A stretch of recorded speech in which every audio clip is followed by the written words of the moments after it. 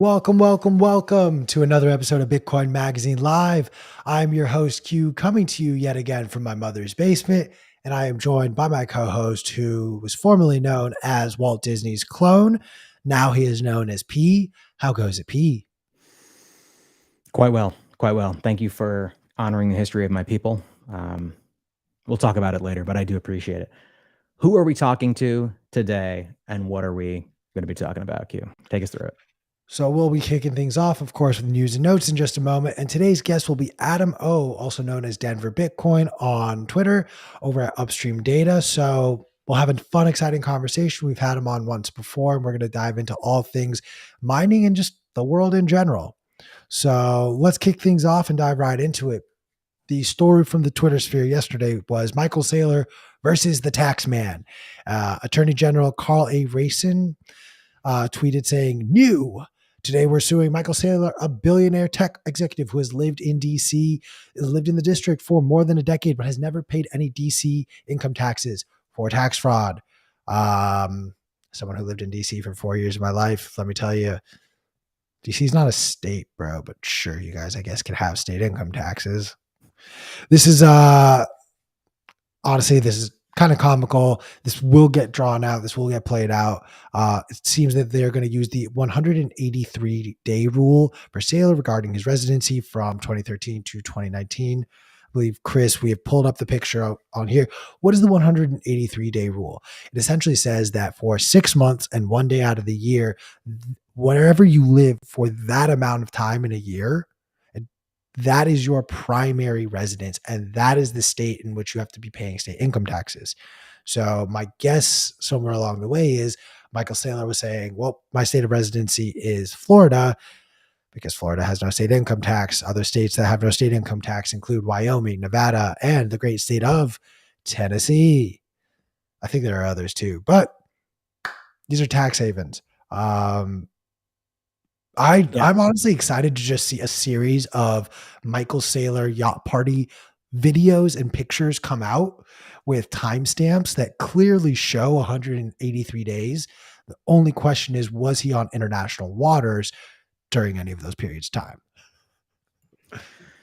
Yeah, I mean, the interesting thing here is that if you are as wealthy as Michael Saylor is, these kinds of tax optimization strategies, which mainstream media will present as like rich people steal from our government systems that are designed to help you as a normal person, which is bullshit. Like you have to you have to optimize your tax strategies, right?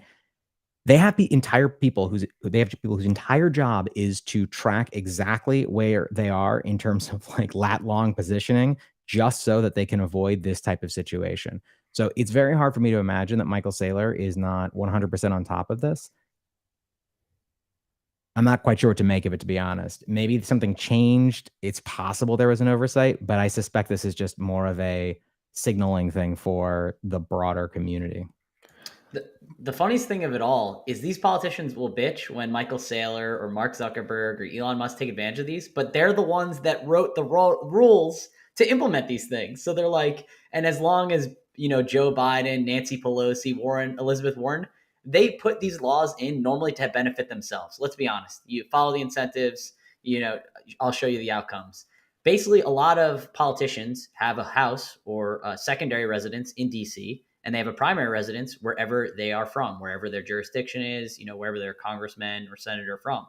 So a lot of these like real estate loopholes were meant there specifically for politicians of like, you can write off your whole second house because that's what they're doing with their DC property or rental. So, while they will bitch about it, they will gladly use all of these things. I mean, I only mentioned Democrat listed ones, but what is it? Marjorie Taylor Greene got $184,000 in PPP loans just for giving off the bat, and we were given $1,200 in stimulus checks. I think Q tweeted it. I was dying laughing. Dude, the thread, and I don't care what anyone says, like, oh, the PPP loans are for their businesses. What business does Matt Gaetz have that required a $500,000 PPP loan? What business does Marjorie Taylor Greene have that required almost $200,000 in PPP loans? And there are other Republican senators who had $1 million PPP loans. Not the point of the conversation, though. Love where your head is at, Chris. My one final thought and question here is how many of the 87,000 new IRS agents are going to be tasked with chasing down Michael Saylor on this case? Yeah, I don't know. Maybe he'll hire them like covertly. He'll be like sending people for MicroStrategy as a new job to apply there. How many of them are going to go after senators and congressmen and women is the real question. So the offer, I put it on Twitter, I said it on the show, and I will remind everyone, if you go and get a job at the IRS and show me proof that you got the job at the IRS, you will get one free ticket to either Bitcoin Amsterdam or even Bitcoin 23. And Chris Smith, if you're hearing this, I know you didn't give me the approval to sign off for B23. It's fine. We can take it out of your paycheck, not mine. Moving on. Is SBF going broke, P? So SBF, weird, strange expression making man in the grapevines. He recently had to justify his bailouts of all of these struggling crypto firms because, of course, as the broader macroeconomic environment turns to absolute garbage, his investments have also dropped. So he publicly said, these were just snap judgments and the results have been mixed. He's basically just trying to justify his awkward position that he's in right now, having lost a lot of money. He told Bloomberg recently that the goal in spearheading these crypto bailout deals was to backstop companies rather than to make a fortune. Again, he's just doing this because the market is down and he has to justify it to all of his shareholders. But it's a pretty funny moment in time. He spent so much fucking money buying up these exchanges, trying to prevent, these cascading liquidations that everybody was, concerned about with Celsius and 3AC and everyone else getting totally fucked by the terrible financial decisions that they've made for them and their companies. I just love this picture. This is like one of my favorite pictures of him. It's so fucking weird. Chris, you can't show this picture without singing the caption to it. Oh, I'm a nightmare dressed like a daydream. Sam Bankman-Fried, also Taylor Swift. The thing that's amazing to me about this image, and Chris, if you could full screen it again, I think people really need to see this in its full glory. There we go. Is that SBF, this was clearly part of a much larger photo shoot. This was like a 2-hour photo shoot. They've got lighting going on. They've got some reflectors. Somebody took this image and was like, this is it. This is the image that shows the real core of Sam Bankman-Fried. And then editors had to go through this. This went through multiple layers of review, and this was the image they came up with. I trust them with my money. Let's keep going. Chris, let's talk. U.S. inflation got nothing on Europe's. Chris, what's going on in Europe? Right now, yes, in the Eurozone, we have 9 countries seeing double-digit inflation. So we thought inflation was bad in the United States. I'm pulling it up right now to show you guys the picture of it. It is not looking too great for our friends across the pond. Here is the tweet showing the inflation rates of the various countries in Europe. It does not look good. I mean, we're hosting Bitcoin Amsterdam in the Netherlands. Obviously, they're seeing 13.6%. Greece at 11.1%, Belgium 10.5%, Spain 10.3%, Estonia at 25% inflation. That is really, really troublesome. Anything to add there, guys? The euro is fucked. I want to reiterate this point because in case anyone is new, in case you have not heard this argument, and I don't know why you wouldn't have if you're in the Bitcoin sphere, but when we see things like, the Dixie is increasing in value, the dollar is becoming stronger, you see these headlines, it's not, it's this. This is exactly why the dollar is getting stronger on a global stage. It's because everything else is getting that much weaker. So just something to consider. I want to continue to reiterate that point so that everyone really understands that and doesn't buy into the bullshit narrative that, the dollar's strong, though we're fine. We're not. All things are going to hell. I'm going to move on. P, can we highlight all of the changes in Bitcoin? Like, there are so many changes going on in Ethereum. I think it's worth our time to explain to our audience all the changes that have happened in Bitcoin throughout its life. Yeah, absolutely. I mean, there's been a lot of monetary policy changes in Bitcoin specifically, right? Because Bitcoin has improved, right? It's a slow process. There's a lot of peer review that goes on, but we're focusing specifically on the monetary policy changes. And as you can see from this this chart, Ethereum has had, I mean, what is this? 10 different monetary policy changes. Whereas, as you can see on the right, Bitcoin has had fucking zero. This is a major tenet of Bitcoin. Bitcoin is about sound money, and it always has been. It was created in response to the government bailouts of the banks after the great financial crisis, and that is its initial and primary and most sacred purpose. When people try to compare Ethereum to Bitcoin, or they use terms like ultrasound money, your red flag should go straight up and you should be like, that sounds like some fucking bullshit. As you can see here, it absolutely is. But P, all of the F heads or meth heads told me that it was ultra super ultrasound money. Yeah. Unpopular It opinion. is not. It is not. I'm sorry, Chris. You need to sell your meth. It's bad for your teeth.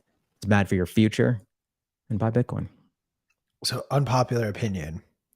I want to steal ultrasound money. Like, we're going to call something else ultrasound money. What would we be calling ultrasound money? I think, now hear me out before I get canceled by Bitcoin Twitter, which has been my goal every single day, to get canceled by Bitcoin Twitter. I want to call base on-chain Bitcoin transactions as ultrasound money and Lightning Network transactions as sound money. I can get behind this. I just want to troll the fucking meth heads. I cannot. Are all sats fungible? Let's move on. Yep. All right, cool. Chris, can we talk RoboSats, please? Yes, RoboSats. They are a peer-to-peer marketplace built on the Lightning Network, a way that you could exchange gift cards, Visa cards, a lot of various gift cards. You can even do payments through Venmo or Cash App. It is a little bit more risky when you do that, and you're kind of doxing yourself, so you're kind of defeating the purpose of doing the non-KYC route. But it's a way for a person to trade or put up an offer to buy sats in a peer-to-peer fashion. Obviously, there's normally premiums that run when you're buying non-KYC sats. They can be anywhere from zero. I saw someone actually got an order for a 0% premium. Someone just needed a gift card very badly, or cash, basically pretty badly, that he had paid a 0% premium. But I've seen premiums on RoboSats as high as 9%. Still a little bit better than ATMs, in my opinion. Normally, when I was using it, I was getting 3%, 4% ish for the premium that you're paying on top of the sats that you're buying. But very cool. It is now available in Umbrel as one of their apps. So they're rolling it out into Umbrel now. I want to just jump in for a second and talk about this a little bit more, because as we talk about a lot on this show, financial privacy is a basic human right. It is extremely important. The frame that if you don't have anything to hide, you don't have anything to worry about, is horseshit. Because once that data is collected, it exists in a database, potentially forever. And it can, and you should assume will, eventually be used against you in some in a negative way. It also creates a honeypot for people to hack and then use that against you. So it's just bad news bears. And systems that are Bitcoin based that allow you to take control of your financial information and data are super important. KYC systems are an attack against your financial privacy and your rights to have financial privacy. One of the most popular tools that can be used to buy non-KYC Bitcoin is called BISC. That's BISQ. This is an interesting one because it is specifically on the Lightning Network. So RoboSats is another way to get non-KYC Bitcoin. So the fact that this has been integrated into the most popular node sort of packaged implementation, that is to say Umbrel. Umbrel is a really easy way to build your own hardware for less than $300, and then install the Umbrel OS on it, and then run that OS and have a fully functioning node, be able to participate in the Lightning Network, be able to now use, RoboSats as well. So the fact that this is integrated into one of the easiest ways to run your own Bitcoin node is really fucking cool. And props to them for working so hard on this. P, I'm glad that you said like node implementation or node box, I guess. I know you are big or instrumental in PlebNet. Can you just list for our listeners that aren't familiar or don't run a node, what are other implementations that someone could use? Just list them off very quickly and people can do their own research. Yeah, absolutely. So you can run a Bitcoin node on almost any, computer, but these are like specific purpose built or specific dedicated hardware devices that you can, build out of off the shelf parts, or you can run them on an old computer, as I do. But Umbrel is probably the best known one. It's very intuitive, great user interface. There's Raspberry Blitz, which also runs on Raspberry Pis. There's MyNode, there's Samurai Dojo. Those are some of the big ones that I like, but there's a number of them. If you just if you Google around and look for how to run your own node, you'll find some great stuff. Yeah, even Start9 as well. I think that's one of the other. Oh yeah, Start9 is another great example. Yeah, I guess we can move on. All right. So my great state of California took one step forward and two steps back.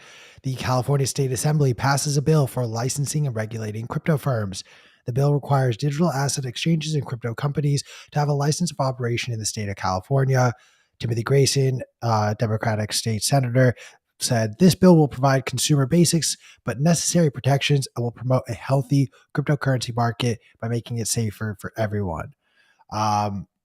Let's like the one step forward. California continues to acknowledge the importance of, I'm sorry, guys, I'm going to say it. California continues to accept and acknowledge the importance of crypto and blockchain technology. One step forward, two steps back is they want to do this thing with things like increased regulation, having everything that falls under the crypto umbrella involved. This reads to me, because in the state of California, we still do have Silicon Valley. There's still a large presence of tech in this state.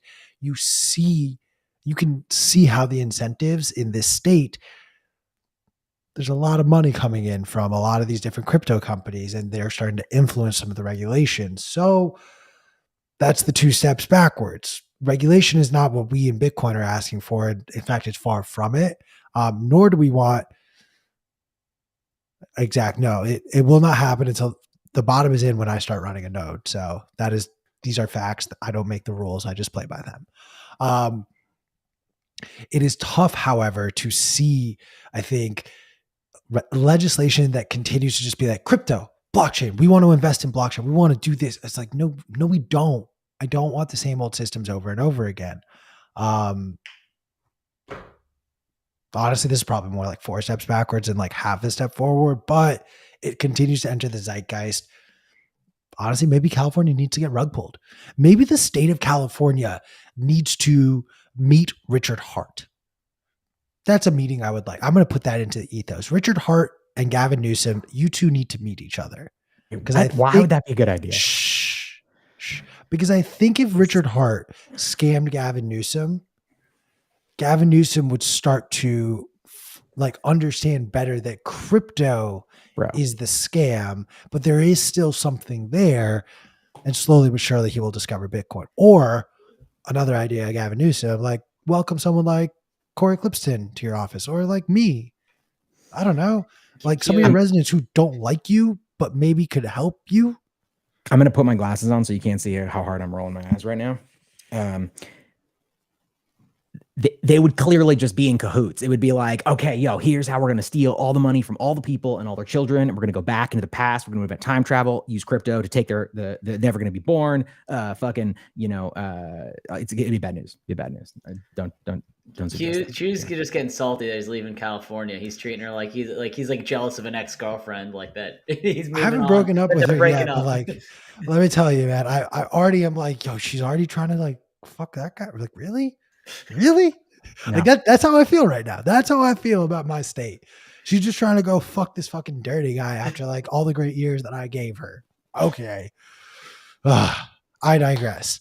We are once again seeing why Bitcoin is a poor choice for money laundering. That was not what I was supposed to say. What I was supposed to say is Bitcoin is not for terrorists, right, P? Nailed it. You fucking nailed it.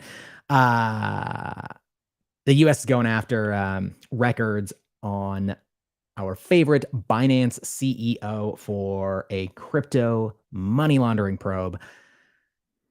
There is an ongoing narrative that is pushed all the time that Bitcoin is for terrorists and bad people. And the reality is it is a public blockchain. Bitcoin was always designed to be pseudo-anonymous, which is why there is so much money in Chainalysis and KYC and systems that indelibly link your identity to your Bitcoin transactions. Because once you have that link, it can't be broken. So Bitcoin is not for terrorists. Bitcoin is a very positive thing. And digging into this a little bit more, US federal prosecutors have asked Binance, which is, of course, the world's largest cryptocurrency exchange, to give them extensive internal records about its anti-money laundering checks, along with communications involving its chief executive officer and founder and terrible person, CZ. So you really need to, the takeaway here is that you need to do your own research. Do not trust traditional media outlets to tell you how to think about Bitcoin, because they are pushing specific agendas, which, to be generous, they don't even understand themselves. They probably believe these things, but it's all bullshit. I'm going to do something to try and get Grifter Bingo today. So first, because Machinsky can't stand not being in the news, Chris, what's going on with Celsius? So Celsius seeks to reopen withdrawals for, in quotes, certain customers with certain assets held in the custody program and withheld accounts. So I know they are saying they're going to do this, but is this going to be a rug longer than the Mt. Gox coins? Are they telling the truth? Is it you're only going to be allowed to withdraw $1 worth of sats? It remains to be seen. They even also said that when they were going to reopen it, it was only going to be open for days. So things are all over the place. I agree that this might be a long rug like the Mt. Gox coins, which apparently are going to come out in 2 weeks. P will be eating shoe leather and crying as Bitcoin's price dumps. So be there. Probably September 15th. Probably not September 15th because it's not going to happen. But we'll see. It's never going to happen. Okay, so we've talked about SBF. We talked about CZ. I mentioned Dick Hart. And I mentioned now Mashinsky. I just want to hit Grifter Bingo. This is not on the docket. I'm sorry, I'm hijacking this for a second. All right. Everyone has seen this picture of Vitalik and his quote unquote boner, right? So, we hit Grifter Bingo, cha-ching. Is it just me, or does Chris, do your penises not go straight and then also have this random awkward, you go up and then out 6 inches? That's not the shape of my, maybe your girth is 6-8 inches wide. Good for you if you have an 8-inch girthy penis. I'm so glad you brought this up. Don't. Yeah, no, I think it's a great question. I also noticed the same thing. My conclusion here as a scientist is that he is actually a marsupial. Many marsupials actually have a bifurcated penis. So mammals, of course, have, most mammals have one penis, one vagina. I'm pretty sure that what's going on here is he's actually not a human being. And I feel like that answers a lot of the questions that we've all had about what's going on there. Yeah. Yeah, not the picture, not this one on the right. This is someone trolling him. But that shape, fucking hilarious. In his crotch region, Vitalik on the left sitting next to this Asian girl who, if I'm supposed to know her, I apologize. I don't. That's not the shape of a penis, guys. I don't know how to explain this any better than my penis doesn't go up and then also down in that awkward direction as though I just stuffed something in my crotch. Am I crazy? I mean, yes. Sorry, DC. You're insane. Sorry, DC. Did not mean to ruin your lunch. You're insane, but that's your point is also valid. Am I valid? All right, cool. We can still stop talking about Vitalik's penis now. I want to talk Paraguay. So this is a story that we're going to continue now from about 2 months ago. If you may recall, shortly after Central African Republic passed forward legislation to make Bitcoin legal tender, so too did Paraguay. Actually, oh my God, P, I prepared all of this and I realized, no, that was Panama that I so confidently looked you in the eyes and said all of those things. And as I kept saying Paraguay, I'm like, that's not right. You lied to me. You lied to America. I fully We'll lied. talk about this later over dinner. So I'll see you at home. In Paraguay, the bill, a crypto regulation bill, it's getting held up essentially. It looks like their president vetoed the proposed crypto regulation bill, saying that, the classic FUD statements, we're going to consume too much energy with intensive use of capital and low use of labor. Like, we should limit the amount of electricity that mining is going to use in our country. So if Paraguay wants to intensify crypto mining today in the next 4 years, it will be forced to import electricity. Look, this is tricky, and I'm excited to have Adam maybe come in, and this will be something that we can even talk about with our guest shortly. But there's a sad development throughout the world that we continue to have this stigma around, well, energy use is inherently bad. That is one side of the argument, but I think there's a larger side in this example in particular, which is the question of, if Paraguay is going to increase its energy use, then they need to be importing electricity from outside of the border. In essence, they need to be energy importers. Look, we talk a lot about energy use in Europe. We talk a lot about energy use here in America. Greg Foss is famous for saying, we in America have the best deal of all, because not only can we just print fiat money ad nauseum, we essentially print energy because we use that money to go and buy oil, natural gas, and in turn, turn on the lights. So most countries actually do not have that ability. I think it is interesting, and it will be very important to pay attention to how this argument develops out of a country like Paraguay, because that system of, we need to be importing electricity and we need to be thinking about how we're importing it and what it's being used for, that is actually the majority case in a lot of countries. Not everyone is the Middle East with oil-rich fields. Not everyone is Russia. We're literally bearing witness in real time to Europe and seeing the increased cost of electricity based on what's going on over on the Eastern Europe and Russia and Ukraine. So time will tell on this one. I apologize yet again for thinking that this was Panama until literally halfway through the introduction of this. I present this now back to the two of you. P is so mad at me. What? Look, we all make mistakes. I mean, all countries name. I mixed up Paraguay and Panama. My bad. Am I racist? Probably. Look, I mean, there is another thing facts too. Don't lie. This is not a Bitcoin exclusive bill, which is really interesting, and I think this will. I'm going to use actually this story to combat anyone who talks to me about proof of stake uses less energy. Like, okay, cool. Then why didn't Paraguay just accept this? Why wouldn't, if that was the concern, why wouldn't a state that is concerned about, well, crypto mining uses too much energy, but that's actually proof of work mining based on FUD. Let's go to proof of stake, because then we can kind of control energy outputs, yada, yada, yada. But they're not even exploring that. I think it's an interesting thing. Yeah, I'll say one thing. I know Adam's in the backstage right now. We can definitely get into that with him. But one of the things that the president mentioned, that Q reiterated, that they only want to use 15% of the industrial energy that they have for Bitcoin or crypto mining, but Bitcoin mining in general. I know a lot of times we combat FUD right now with energy, saying it only uses 0.05 or 0.1% of the energy in the world. But then we're setting the precedent that there is a bad amount of energy to use for Bitcoin mining or just mining in general.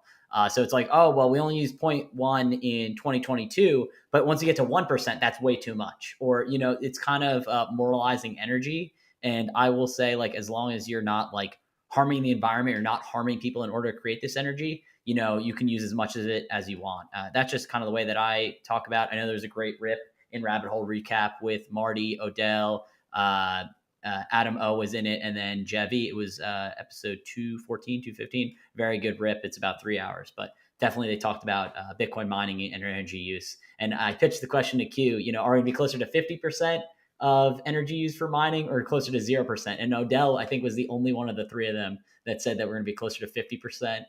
But yeah, he claims we're all bearish when it comes to that. Or say more. All right, my friends. If you have not, this is the part of the show where we browbeat you into joining us at Bitcoin Amsterdam. If you have not already bought your tickets for Bitcoin Amsterdam, you should do so. You can use code BMLive to make your life better and also save 10%.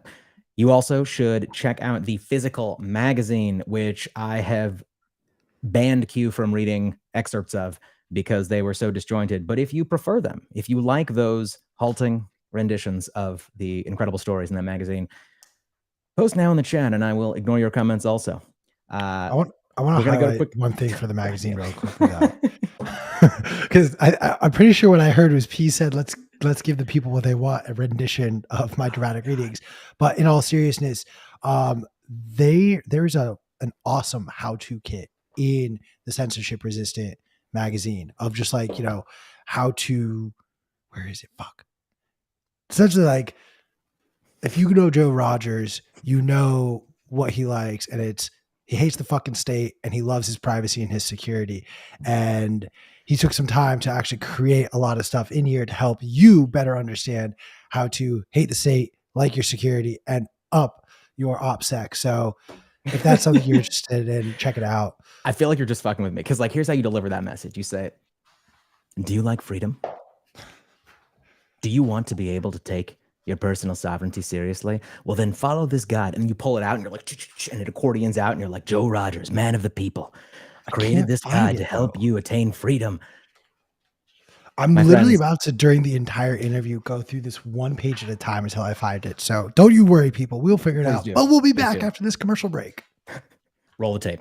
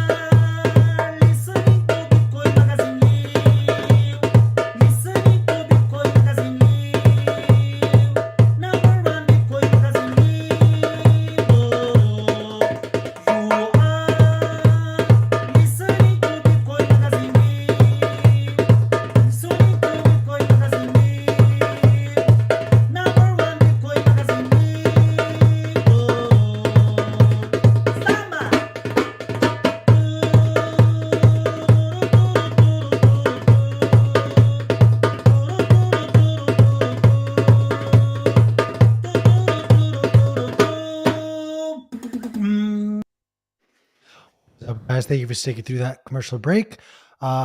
Despite me wanting to try to piss P off, I will not be giving you a dramatic reading. Instead, I'm excited to introduce our guest for today, none other than Adam O, who is instrumental over at the Upstream Data team. P, there are 1,001 things that you know more about Adam than I do. What am I missing before we show his beautiful face? I actually met Adam for the first time.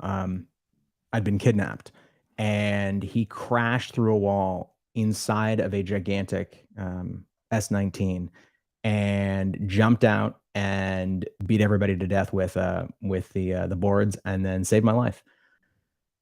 It was an incredible experience. And it was that moment that I knew that he was a force for good and an incredible person in the space. He also, as you said, works at Upstream Data. It knows more about mining, has forgotten more about mining than I will ever know, and is always a delight to talk to. Adam, welcome to the show. Oh, we can't hear you. You're muted. Ooh, what about now? We can hear you now. We can hear you now. Good stuff. Hey, yeah, no, Pete, that was a traumatizing time for you. But we definitely met on a positive note. Always glad to be here, guys. It was fun listening to you guys talk about. I guess I'm not even sure. I'm clear if it's Panama or Paraguay. But their focus on Bitcoin as a percentage of industrial electricity is kind of interesting. So I didn't know anything about that. So well, let's start there. Let's unpack that a little bit. Like when you hear something like they want to create these caps around the amount of energy that gets used towards not even just like Bitcoin mining, crypto, like I don't even care about that. Just to create an energy cap or limit around the use of something. How harmful is that in the scope of a society growing and moving forward? Well, I mean, I think Chris nailed it, right? Like Chris speaking about that precedent to be set, right? And I think, this is not the first time that obviously this conversation has taken place here. Even here in the US, like here in Colorado, they banned the sale of certain gaming computers because they quote unquote are too energy intensive. And so, and I think California might have done the same. And so, wait, what? Oh yeah, kidding. Like no, it's not even that. That's not even. That was like a couple of years ago, I think. And so, I knew this battle was coming for a long time. And really, this is bigger than Bitcoin, I think, right? Like, I think there's some people out there, even conspiratorial, thinking, is this energy crisis about forwarding or destroying Bitcoin? And in some ways, I'd say yeah, but it's really more just about destroying individual sovereignty in any regard, right? Like there was a quote that was circling the internet yesterday. I don't know who the guy was, but in this clip he talks about, when food is abundant and cheap, you can't control people. When energy is abundant and cheap, it's really difficult to control people. But if you make energy and food scarce, you can control people quite easily, right? I mean, the second they get hungry and they no longer have 21st century living, right? Which the basis of 21st century living is electricity. The second that those are removed, like you can get people to dance to whatever tune you'd like, so long as you're the holder of that food or that energy. And so, I think the more conspiratorial side of me, I've been saying this for a long time. I truly think that there are governments that are hoping to inch toward the nationalization of energy production. The way they do that is, and they could do it almost in one swift go, right? It's kind of like the Paris Climate Accord situation where because the existential threat, if we don't nationalize energy production, what they will say is the existential threat is, literally the disappearance of the human species, right? The extinction of us and a habitable planet. If that's the monster in the closet, right? There's no amount of tyranny or abhorrent behavior that can't be justified, right? Where it's like, well, yeah, what's a few slaves if we're going to save mankind? What's a few this if we're going to save mankind?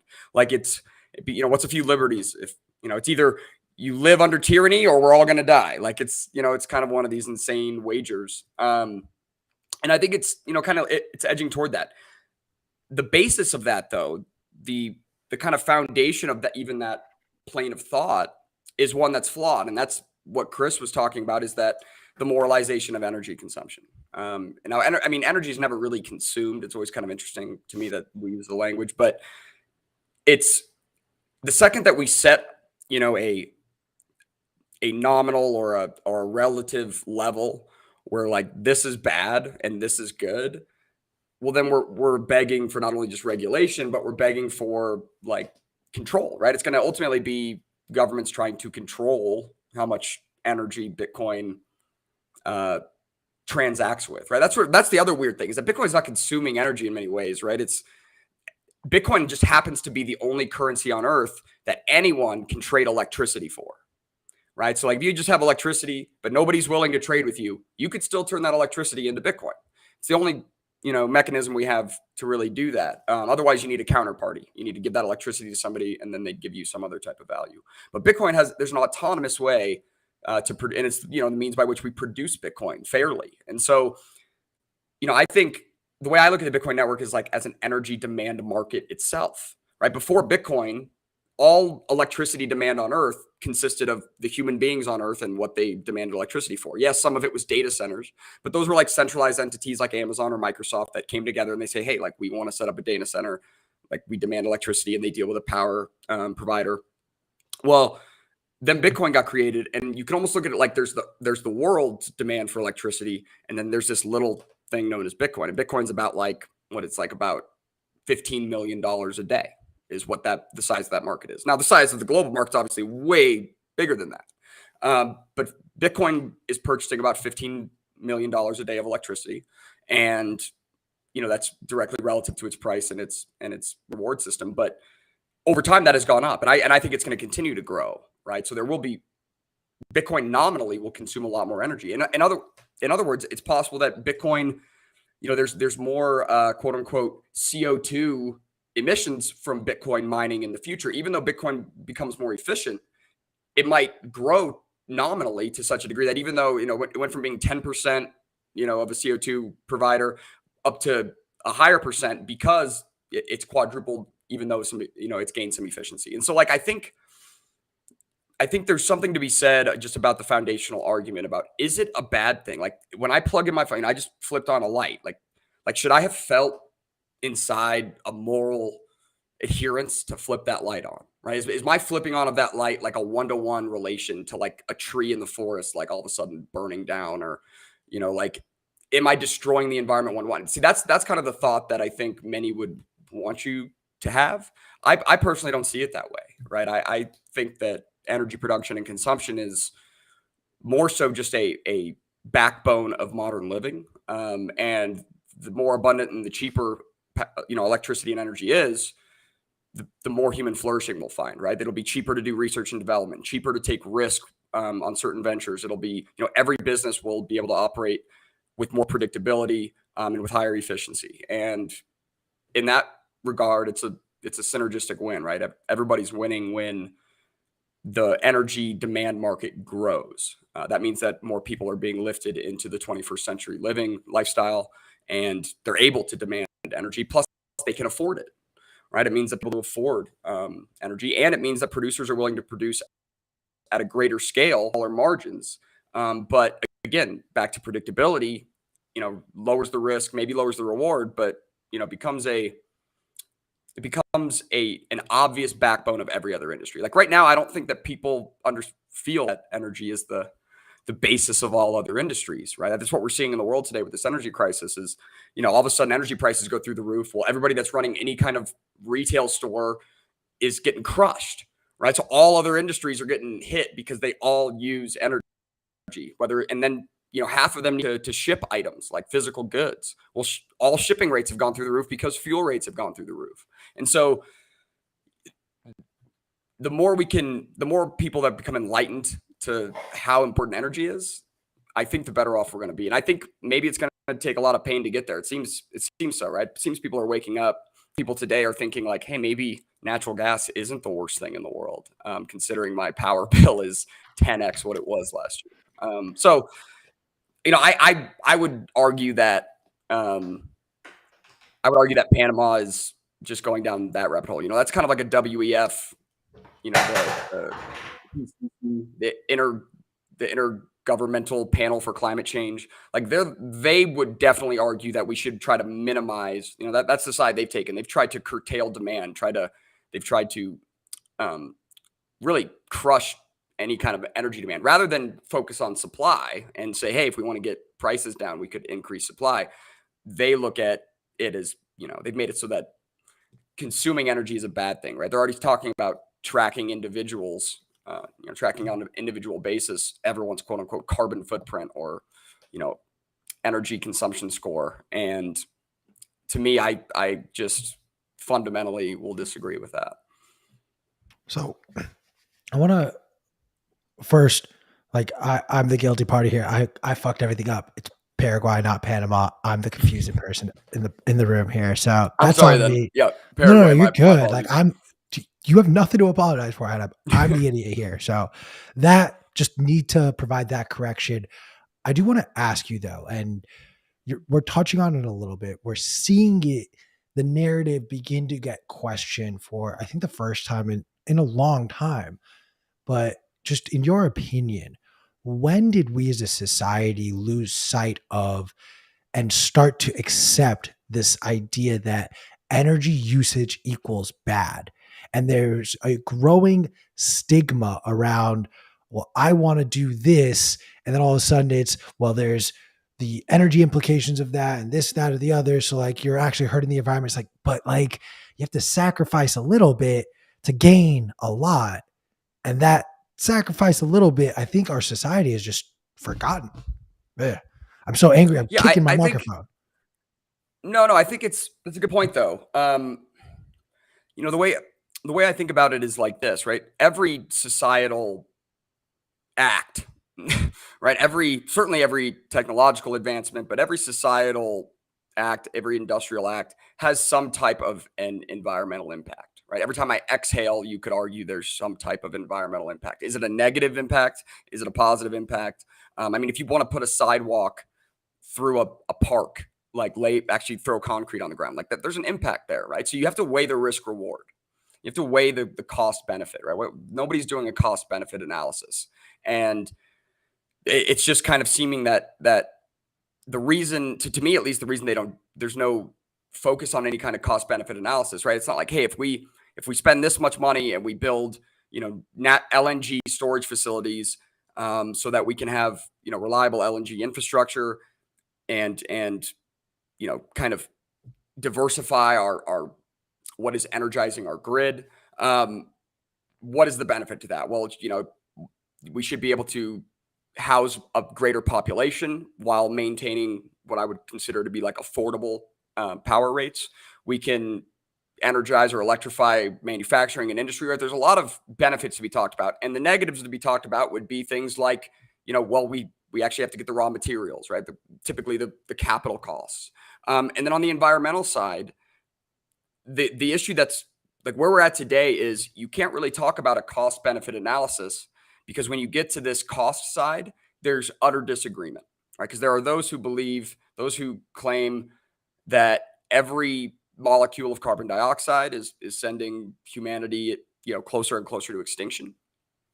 And I think those who believe that it's maybe more complicated than just a one-to-one relationship, carbon dioxide. And ultimately, I think those on this camp would say that we're more ignorant than we think, right? Like I always ask people, let's say everything the IPCC, the climate alarmists claim to be true, it is true. Well, even if that were the case, are we to then deduce and conclude that the 207 sovereign governments of the world, that they're able to not only know what is a perfect atmospheric composition of the planet, but they're able to then achieve that atmospheric composition through policy and taxation? Like, is that what I'm left to believe, that like, if only we vote the right way and, put the right taxes on carbon, then we'll all survive? Like even if I were to accept their argument, I would have a much different interpretation of how we go forward, I think, than what we're seeing today. And so, from my standpoint, like people would probably label me as like a, climate denier or climate change denier or something like that. And where I would say I sit is I see the complexity of it. I think that there are much worse things to emit into the atmosphere than carbon dioxide, right? I think that there are much more noxious, compounds and chemicals. And ultimately, we should always try to mitigate waste, right? We should be stewardly of the environment because it's low time preference. Because the natural resources on this earth are much more abundant and they replenish much more quickly when you're a steward of them, right? Like look at regenerative farming, look at any type of hydroelectric facility that cut corners, right? Like they typically didn't have a very successful hydroelectric project. And they did a lot of ecological damage. And so, I think that all power generation is great. I think some are more reliable and, better than others, but I don't think this started more than, it's tough, right? Like I think if you talk to like Alex Epstein, he's such an expert on the the counter argument and how this narrative has changed. But I mean, this goes all the way back to the 60s, 70s. You know, I posted a thing on Twitter the other day about, you know, them in the 80s. Time magazine was talking about Germany's forests are going to be gone by the year 2000 because of acid rain. And you look at it today, and they've actually expanded, right? They have more acreage of forest than they did in like 1974 or whenever this was written. There's been this doomsday in, you know, the weather or the planet's going to kill us. It's changed a lot. Like it wasn't always about carbon dioxide. A lot of it before, it was about greenhouse gases. GHGs was the thing. Now I think they would say carbon dioxide is a greenhouse gas, but they lumped them all into one. And now we do this carbon equivalency thing where carbon dioxide is, you know, synonymous with Satan or death. And it's a fundamental disagreement, right? I think what's gonna need to happen, right? And by the way, even if I think if you argue that, you know, carbon dioxide is a greenhouse gas, we should try to mitigate and try to minimize, you know, the amount that we emit into the atmosphere. Even if you want to make that argument, I think you could still agree that the current carbon accounting system is flawed, right? That certainly right now, as the rules are written, there are many instances where, like, one of them, you know, is, for example, in Canada, is such that there are producers are allowed to flare up to 50,000 cubic feet of methane, of CH4, which is, you know, 80 times heavier as a gas than CO2. They're allowed to flare that without penalty. Now, I think they may have some kind of type of some type of allowance. Now, if they go over that, they get penalized. But the second that they take that 50 MCF of gas, that 50,000 cubic feet, if they run that through an engine, well, that engine is going to combust the CH4 and it's going to start emitting CO2. Well, the second that you put an engine on site, they're like, oh, well, that thing's going to produce CO2. Now we got to start taxing you. And it's like, wait, so you're actually incentivizing me to not combust this gas? Because this must not be about, you know, making an impact on the air quality of the environment, because CO2 is much less impactful than CH4. And you're penalizing me for doing that. And so, like, there are stark situations where the current carbon accounting system is flawed. Not even to do with Bitcoin, right? Even outside of Bitcoin, I posted a bunch about it on the internet about this wood burning that we're doing, right? It's called biofuel or biomass, where we're deforesting the southeastern United States. Companies are deforesting the southeastern United States, pelletizing the wood, and shipping it over to Europe, where they're throwing those wood pellets into cogen coal fire facilities, you know, cogen plants, and they're burning wood for electricity. I mean, literally burning forests for electricity. And it's, you know, 45 to 65% more carbon dioxide per megawatt hour burning wood than coal. Coal is better than wood. I mean, one of the best things about coal was that it allowed us to stop deforesting for power and for heat and for energy. Like, coal is an amazing thing for that reason. And so there's actually kind of this counterintuitive situation where, even if you think that carbon dioxide is something we should penalize and tax and regulate, I think you can agree that the current carbon dioxide accounting system is severely flawed and it needs to be reassessed. But the current emissions, the Air Emissions Act, and like the EPA, you know, a lot of this carbon accounting, we got to remember it's only like 8 or 10 years old. Like, I think people think that this has been around forever, that people always were just getting rich for cutting down forests and burning wood or building solar panels and wind turbines. But that's not the case. This is new industry to some degree. And I think these laws and these regulations have plenty of room to change. They certainly haven't been carved in stone. And so it's time to be enlightened a little bit, right? I'm not sure if it's possible with how noisy the world is today, but like there's a lot of room for what I would call, you know, objective improvements to be incentivized. I think that is such an effective way to frame it. I am continually shocked at the disconnect between the reality of environmental, or sort of the actual situation, boots on the ground, when it comes to environmental issues and power generation and safe power generation and the amount of pollution that different types of power generation create. The disconnect between the reality and the public narratives is it feels like it's one of the greatest chasms in sort of popular political dialogue that's happening today in the world. And I am still flummoxed by it. Like you mentioned sort of the issues around green, quote unquote, like greenhouse gas emissions and carbon credits and everything like that. I think another aspect of that as it relates to energy is like nuclear energy, the disconnect between the beliefs, the average person's beliefs around how safe nuclear energy is versus the reality is just astounding to me. And I truly, I don't understand it.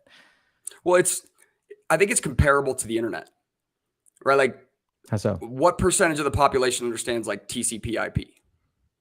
Like, what are like, you know what I mean? Like, it's not very. It's the people that are working on it. It's people that are building on it, right? Those people get it, but everyone else just knows www dot whatever, right? Like, they just know how to use the thing. It's analogous to even just how consumers use gasoline, like, internal combustion engines. Like, not very many people really understand internal combustion engines, but everyone uses them. And so, like, most people don't get that, even more than half of every barrel of oil doesn't go to gasoline. It goes to petrochemical products, right? Petroleum products, things like plastics, epoxies, lubricants, all sorts of, Tylenol, like concrete, steel. There's truly a level of just ignorance, I think, right? That it requires enlightenment in order for there to be any kind of change, I think. Otherwise, it's just people kept in the dark and told how things are, like told that if they do this, the world will turn into a ball of fire. If they put solar panels on their house, they're going to, the world will be here forever, kind of a thing. And they just run with that. And I think, many people don't even really think about or talk about how solar panels and wind turbines themselves are petroleum products. Like, even if we want to completely go to solar and wind, we're going to need a lot of oil and gas to do that. Like, we can't replace solar panels. We can't operate wind turbines without petroleum. And so we're still going to need some, oil and gas operations going on, even if we were to completely transition, quote unquote. Right. So, I think this is kind of the result of a lot of political promises. There's a great documentary out there. I recommend everybody go watch this documentary called Burned. I think it's subtitled like "Are Trees the New Coal?" or something like that. Right. I mentioned it earlier about what's going on in the Southeastern United States. It's really interesting because they talk about the policies that led here, right? That's really who's to blame, is the policymakers that have incentivized this behavior, right? Those who come and capitalize on it, I fault them just because I think individuals are really what make the world go round, right? And even though bad behavior is incentivized, it's not a reason to do it. Although I do understand somebody is going to do it. So, like, I fault the regulators the most. And what you can see is that there've been these crazy promises made, these like net zero, right? It's like a Agenda 2030 or 2031 or some crap, where they trying to get net in Europe. They're trying to get net zero by 2030, right? That's the reason that Germany, counterintuitively shut down their nuclear plants, that and Fukushima, but they're trying to get to this 2030 goal, right? So then the politicians can stand up and say, "We made it, we saved your lives," or whatever. It's just so that they can get elected again. That's all politicians worry about. The second they get elected, everything they do is to retain that power. It's to get reelected later on. And so, like, that agenda has set some weird precedents and caused some weird behavior. And this wood burning side of things is directly from that, because somehow through this nonsensical carbon accounting system, deforestation turned into wood pellets thrown into a coal fire plant has been designated as carbon, like net zero, right? Or neutral, carbon neutral. And it's just utterly flawed. It's like I could point out a million places where that process is absolutely, releasing or producing more carbon dioxide than it's sequestering. It's kind of laughable how stark the difference is. But here we are, right? And here they sit, and they're going to be able to throw a chart up on a screen somewhere on the internet, and they're going to be able to say, "Look, like, we were here with green energy, and now we're here." And a big part of that is going to be biomass. And everyone's going to be like, "Oh, biomass, that sounds cleaner than coal."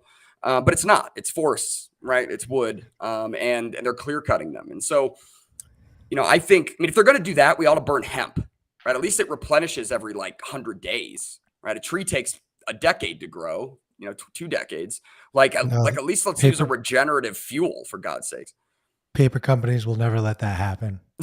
Well, exactly, right. And so, I mean, we're yes, there are gatekeepers. The biggest gatekeepers, the hedge funds, right? BlackRock stands to gain so much because the nationalization of energy production, it's not like the government comes in and it's like all their people that take over everything. No, they just come in and they effectively have, universal and vertical oversight, but they still will be giving taxpayer dollars to somebody to actually go out and do this, to go actually and operate wells and things like that. And it's going to be BlackRock because, BlackRock has pretty much owns the green energy kind of portfolio, right? They have a massive stake in ESG. They have a massive stake in carbon credits going up, right? I bet you that they have projections where if they lobby properly, like the amount that they're going to be getting paid for their quote unquote carbon sequestration is going to be, per unit is going to be greater in 5 years, because if they get the right people into power, they're going to pass this legislation through, and then it's going to do this. We're going to siphon money from over here.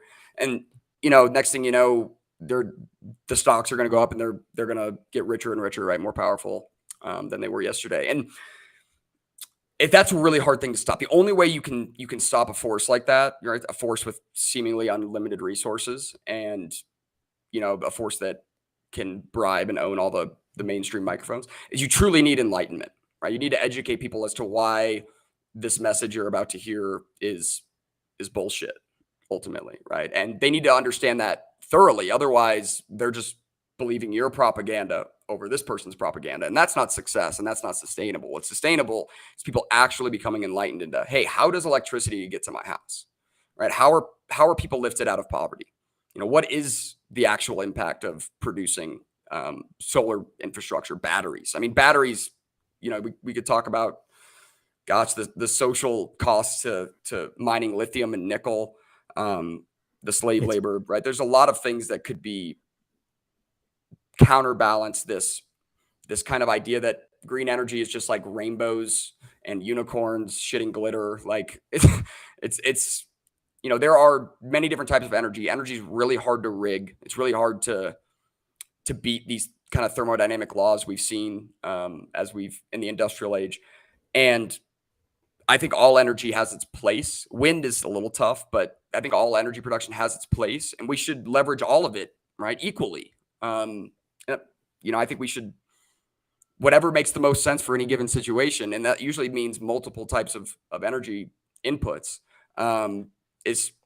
should be available. Right now, we're at a place where if you try to go do some of these dirty energy projects, like you can't even get investors, you can't get a bank to loan you money, you're going to have worse rates, right? Like, meanwhile, if you spent the exact same capital building wind farms, like all your costs get covered, you get all that money back at the end of the year. It's like, and plus you get to like put on your webpage that you're saving the planet. So I just want to clarify, when you say wind farms, you mean the migratory bird slaughtering devices, the bird genocide devices? Yeah, one and the same.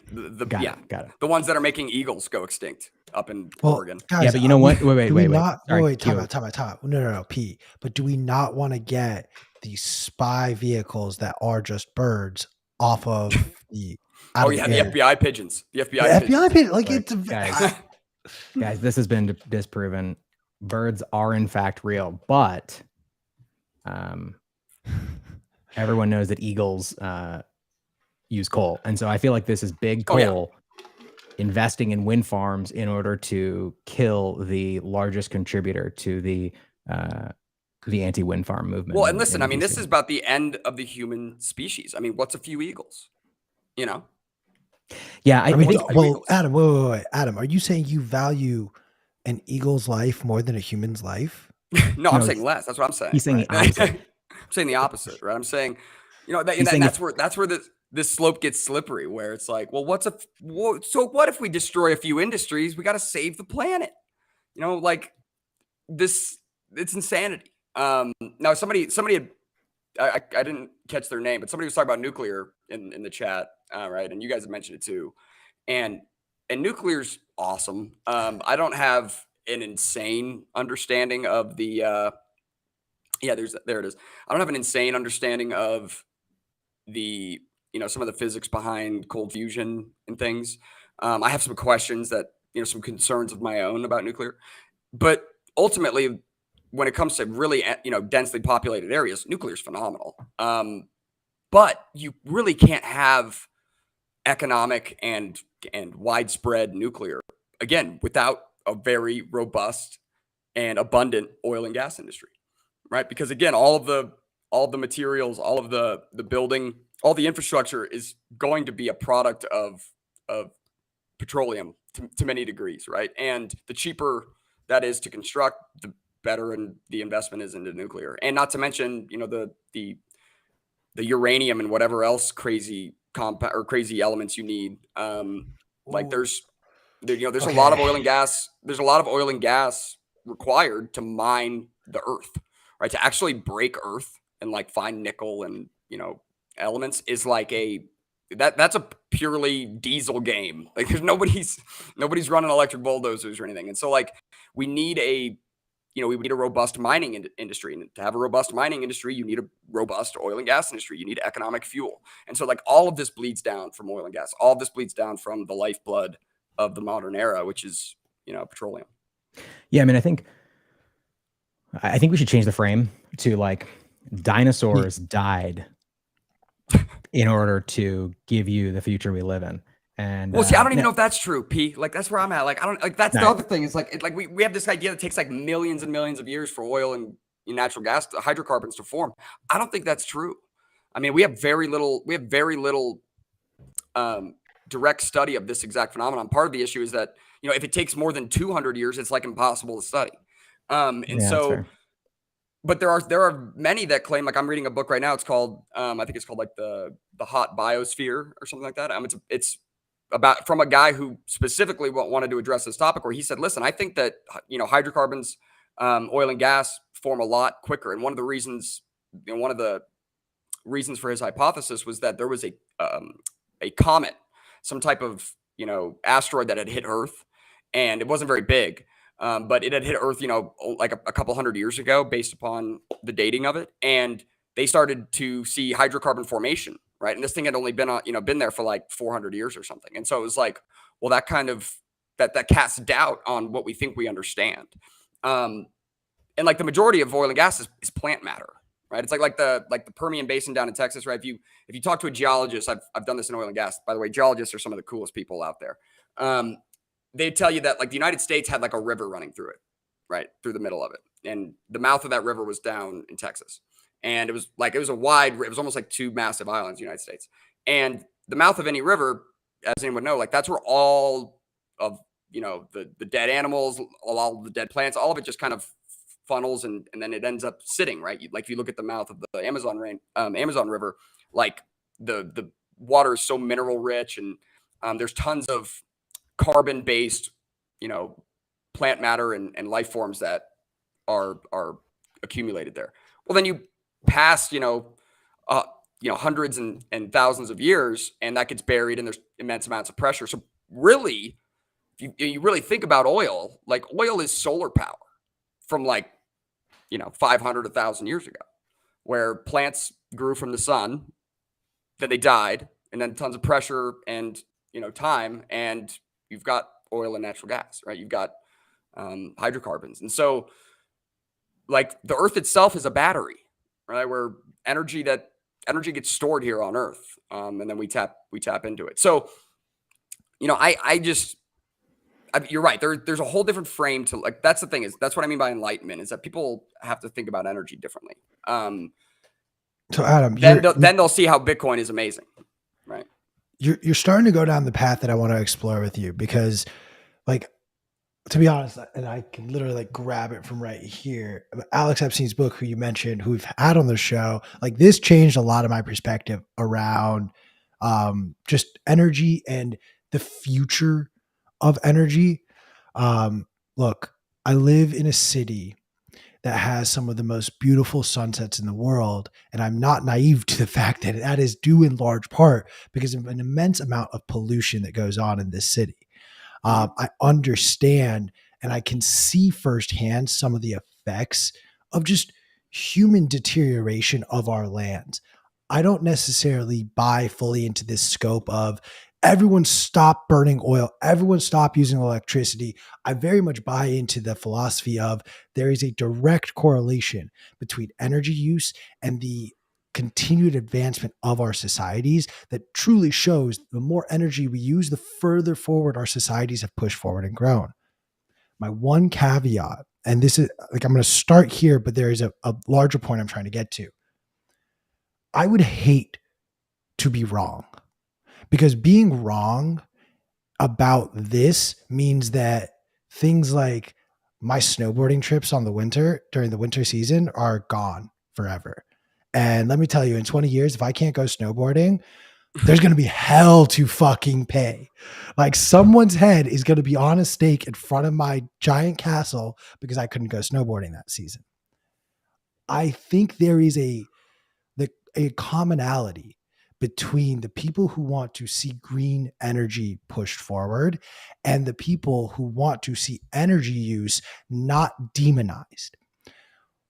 What I would really like to see from thought leaders of the camp that says, hey, we need to not demonize energy, is instead of articulating it through the lens of your idea is bad and wrong and this is why, rather switch the narrative to we as a community should actually focus on these things. And the example I want to draw is our conversation, the conversations that P and I had on Spaces about a month and a half ago with Dan Batten, who is an ESG scientist and who came into the Bitcoin space with this hypothesis that Bitcoin is bad, it uses too much energy. And then by the end of his paper, he realized this is actually the solution we are looking for, because we are allowing less and less, methane gas due to a lot of the work that Upstream's team accomplishes. This actually decreases the amount of methane in the ecosystem. And that type of a conversation, I think, if it can get snowballed into a strengthening talking point, rather than, I think the stronger narrative, which I see right now, is energy usage isn't bad. And if you think it's bad, like, you are the problem. I think that just creates this polarizing, like, two opposite teams, rather than understanding and realizing both teams want the same thing. We're trying Well, but to I get think, to. well, I don't know. I mean, I think the way I push on that is I'd say I think the other side would say, like, oh, well, like, yeah, that's great that Bitcoin consumes that methane or whatever, but we should shut in that oil well anyway.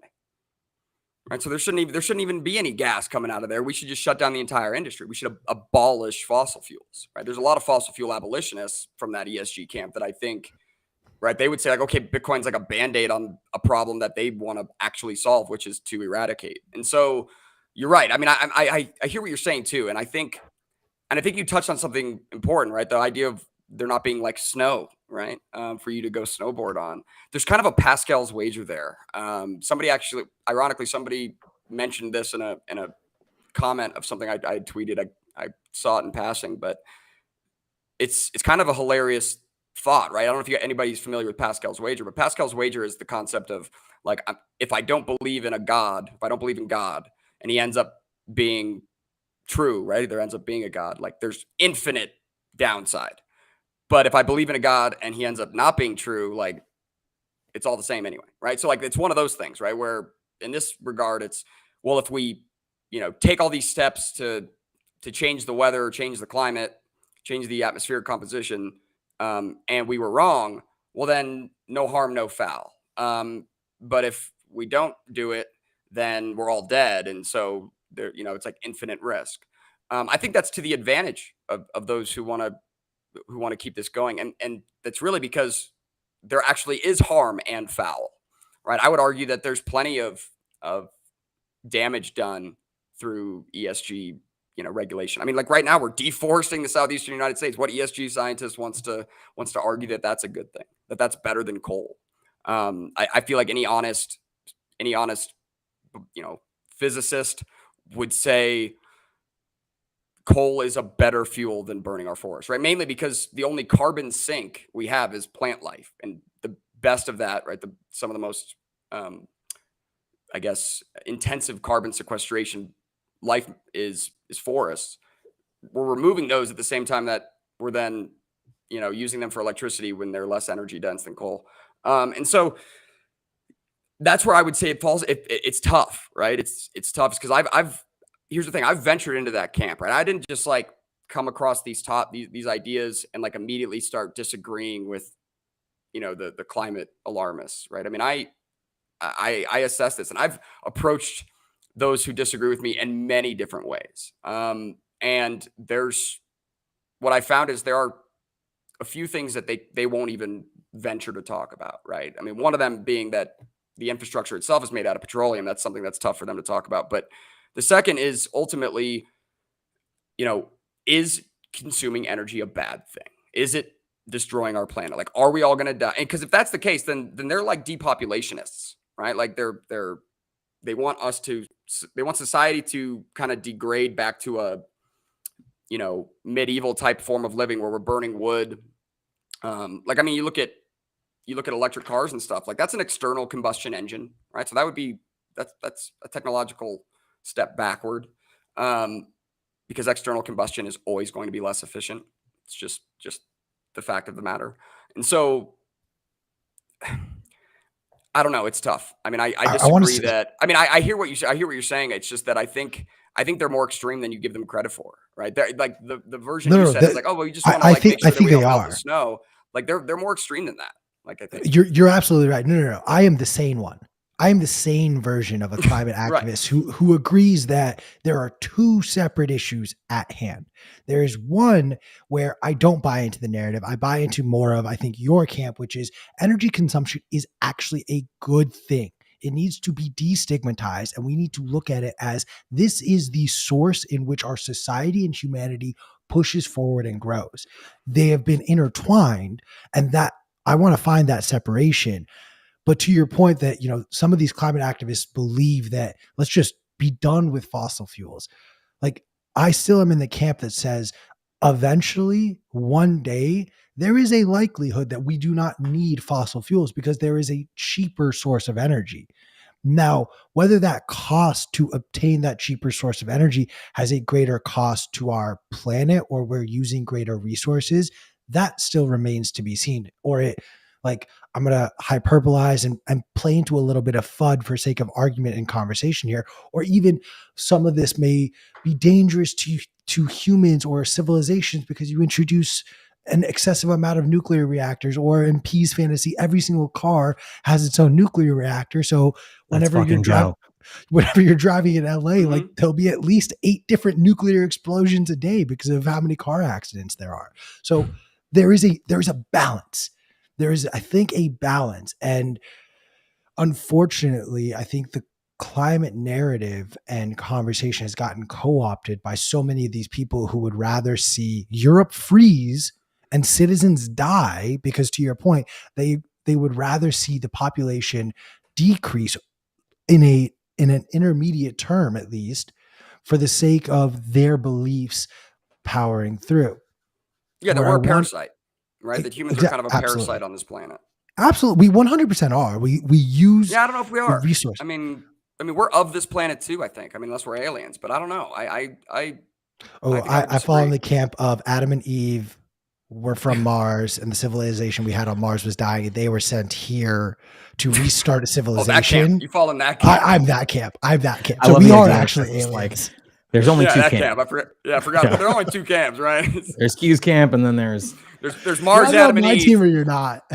Yeah. No, I mean, I'm like, so I don't know. I mean, I don't know if I'm settled on whether or not we're a parasite on this planet or not.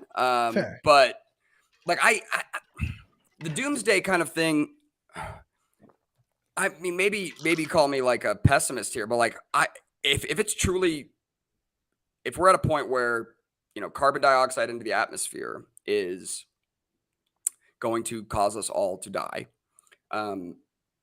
then I personally believe there's probably very little we can do to stop it. Because like I said, what are we going to get there through regulation and taxation? I mean, these are the same people that can't even like count votes and get the same number after they count twice. Like, we expect them to perfect the atmospheric composition of the planet through taxation and regulation. That just like, that seems very unlikely to me.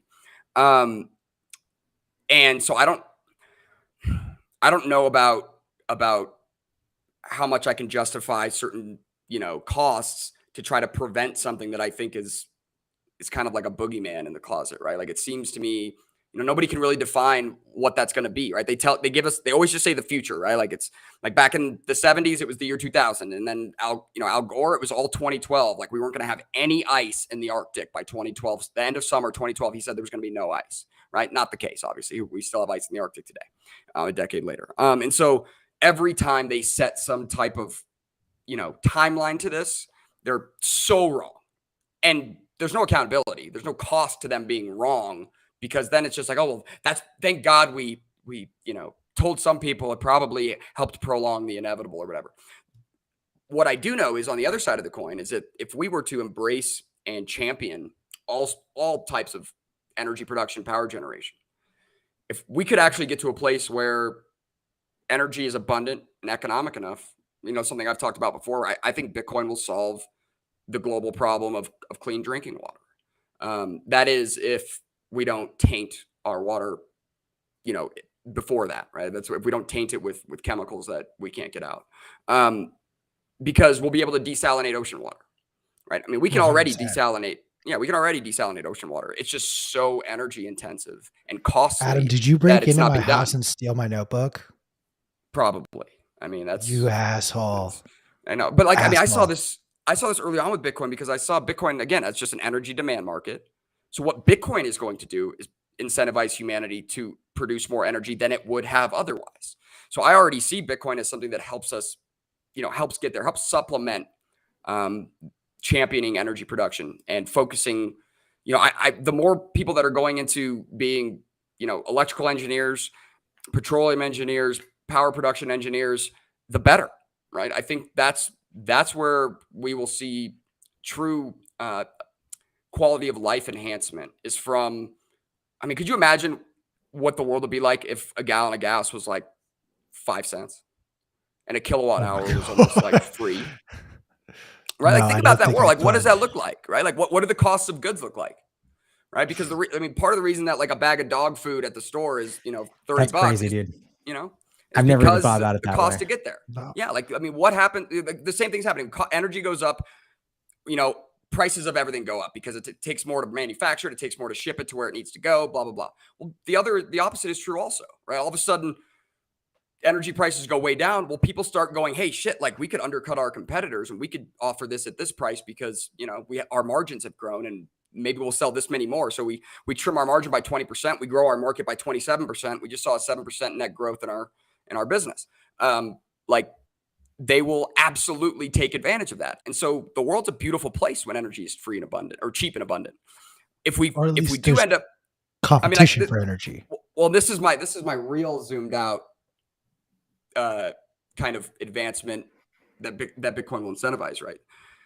Like I think Bitcoin will be the last money for this reason because money is a technology, right? That allows humans to organize. It gets us to cooperate with one another and contribute, right? And synergize. People have often talked about like, would there ever be a world where we don't need money? And there would be a world where we don't need money, but that's only a world where we have free energy production, right? Where if energy is free, like we truly have, some type of fusion nuclear kind of a system that's even beyond like quote unquote renewable, like, maybe, you input this much and your output is 7, million times greater than whatever input it was. If we get there, then we can potentially get to the point where we can like truly synthesize like matter, right? Because you have infinite energy and then you don't need money because then you can truly provide for everybody's physical needs without cost. It's, that's a thousands of years kind of an issue, but Bitcoin would be the one to get us there because of the way in which it puts a focus on efficient and abundant energy production. That would be the next, that would be the step. But Bitcoin's price needs to justify it, right? Like people aren't going to wake up and think about mining Bitcoin or even think about energy unless there's an opportunity. And like right now, right, the market's really squeezed. But if we got a run, right, all of a sudden we woke up in 90 days and Bitcoin was at $150,000 or $250,000 Bitcoin price, like all of a sudden that Bitcoin market goes from buying, $15-20 million a day to buying $120-240 million a day. And so on a yearly basis, like that market is, tens of billions of dollars. And now we have people willing to go spend serious capital and time to try to get a piece of that. So, it's one of the reasons I think Bitcoin will go to a multi-million-dollar price is because the energy demand or energy supply is there, right? The amount of wasted stranded energy on Earth is huge. And that is a direct, relationship with the Bitcoin network in the sense that Bitcoin rescues it. So, Bitcoin's price will drive this incentive. It'll be the carrot for people to go invest and spend time on producing energy and power. But we're going to need to see that incentive, kind of come to fruition. We're going to need to see an disequilibrium in the market in the way of miners are going to be getting rich, right? Where plenty more miners can come online. That's when new entrants will think, wow, this is like a serious energy demand market.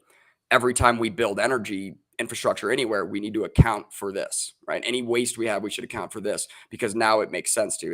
It's a growing market. It's lucrative enough. And so but it's a slow game, right? I mean, this is like people have to first try to figure out what the hell Bitcoin is, and get past the fact that they probably think it's a scam before they can even start to understand what the mining mechanisms are, right? How it can be produced, those kinds of things. I mean, let me ask you guys because neither of you work in energy industry, right? So like from your perspective,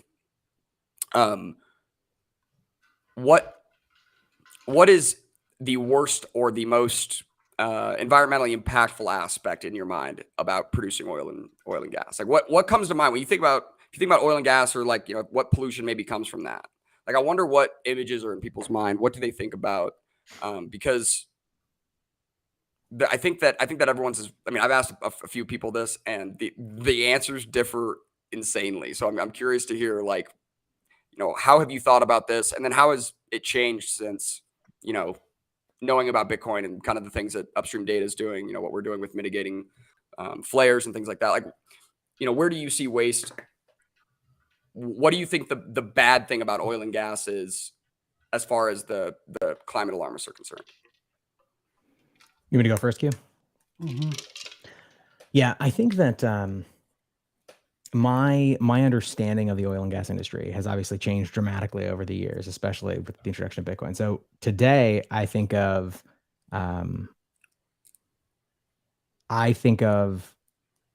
oil and petroleum-based products. Actually, I've always viewed oil and petroleum-based products as like a cornerstone of every aspect of human technology. Like, people think of oil and gas and the production of petroleum as being sort of one thing, but really, like, I forget what it's called, but like, you look at the sort of, I always think of that image of is it the condensation towers, where basically like you get all the different oil products that are like, that sort of like are extracted from the tower as you go. And it becomes really clear that almost every aspect of your day-to-day life is 100% dependent on some aspect or some byproduct of the oil and gas industry. And I don't think most people think about that. I used to think of Bitcoin mining as being like a thing that consumed energy in a way that was essential and important, but not necessarily good for the environment on its own. And more recently, I've come to understand over the last couple of years, like that, things like flare gas technology are in fact just like categorically like a net good, rather than something that is good, but in comparison to all the other ridiculous things that we use oil and gas for, or not ridiculous, but other uses, like flying private jets everywhere, or running Christmas lights or dryers, which people love to do and don't take any account. Well, yeah, that's a good point too. Like, part of if we have abundant and economic energy, like I can get to Miami for like $180, and I can get there in like 3.5, 4 hours.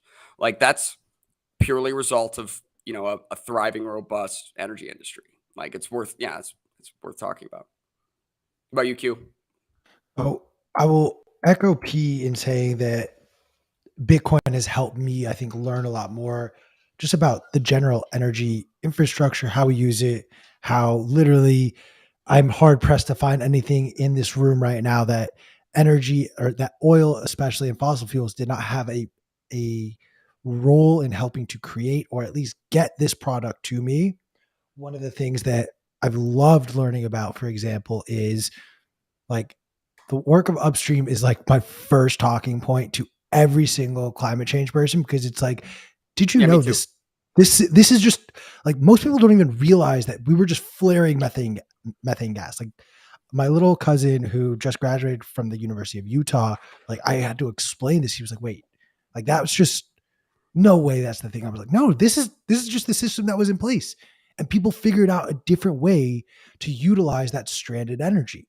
I'm a big believer that the next iteration of efficient, clean energy will come from the Bitcoin mining space, because Bitcoin miners are incentivized to find the cheapest source of energy. I will caveat all of it by saying, I live in a city where I see the worst side of it. We got alerts 2 days ago that the air quality is now reaching levels in Los Angeles because of the heat wave, to where certain areas you're not going to be able to go. I've had friends from the East Coast come visit me. We walk around LA and we'll talk, like we'll get in the car, we'll be driving away, and they'll literally say, my nostrils are burning. Oh no, I remember flying into Ontario, and it was like I was on the window seat and I could look down and I could see the line of smog, and then like we like entered it, and it was bizarre. Like what's weird is that once we got into the smog, you almost couldn't see it really. Like it was like exactly. It was like only scary. Yeah, like you don't even really realize that you're in this fucking cloud of haze. You know, I mean, like that's bizarre, right? Like that's like just insane population. And that's been normalized. Right?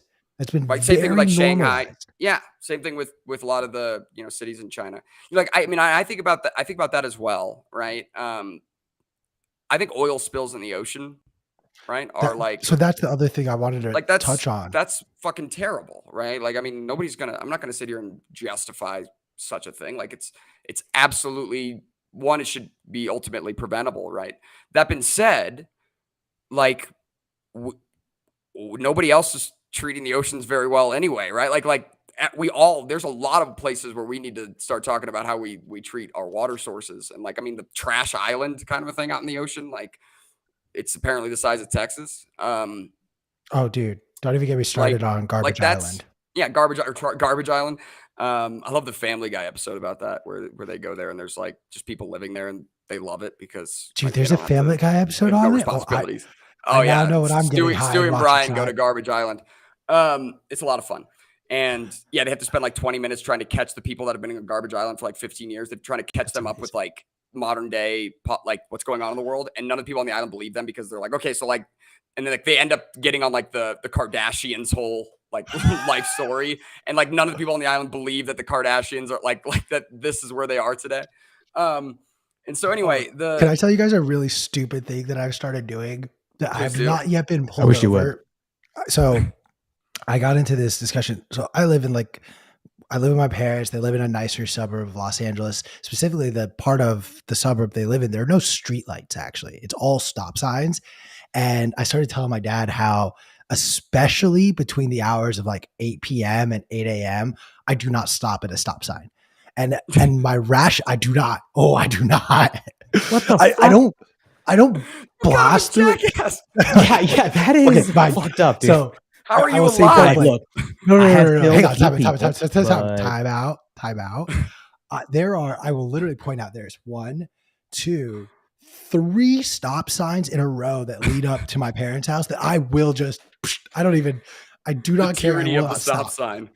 But and my logic, so the logic I presented to my dad, where I was like, look, in Palos Verdes, environmental, it's 100%. And I was like, listen, there aren't enough cars for me to justify. Like if there are cars, yeah, I'll slow down, but I refuse to go to a full stop because of the amount of energy I have to exert to get the engine to start back up after a full stop. I was like, hold on.